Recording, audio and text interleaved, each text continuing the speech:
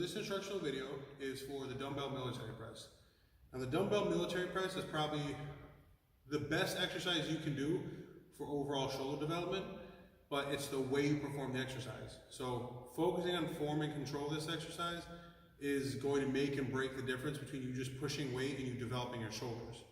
Now, one thing to really remember when you perform this movement is a lot of the times when you do dumbbell shoulder press, they have the dumbbell strict right across from their ear, which is okay, but for a lot of people, when they put their hand down, it's never perfectly straight.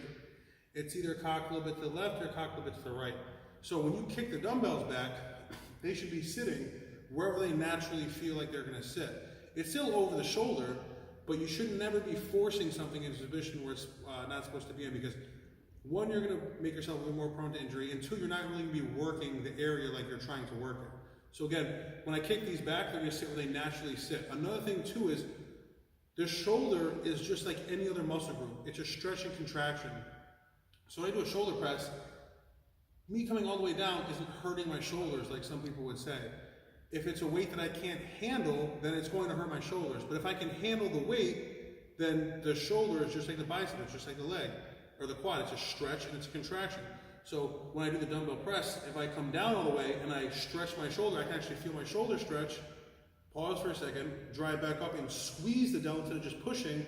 That's what's gonna make my delts grow, not pushing just a bunch of weight.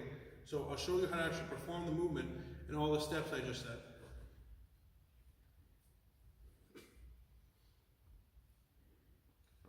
So hand placement on the dumbbell is completely up to you.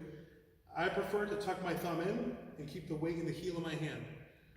You can grip full, you can grip a suicide grip, it's completely up to you. Now again, when I kick these back, they're gonna sit where they're naturally sitting. I'm not gonna put them in any forced position. So, now from here, I'm gonna make sure I feel the stretch in my shoulders equally. I'm not just touching. Just because they touch doesn't mean they stretch. I want to feel them stretch. So, feel the shoulders stretch, pushing up, and nice control when I come down. Feeling the stretch,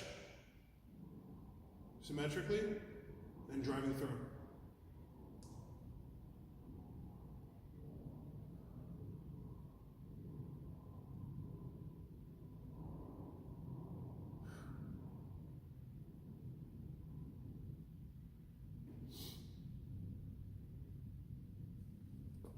See something.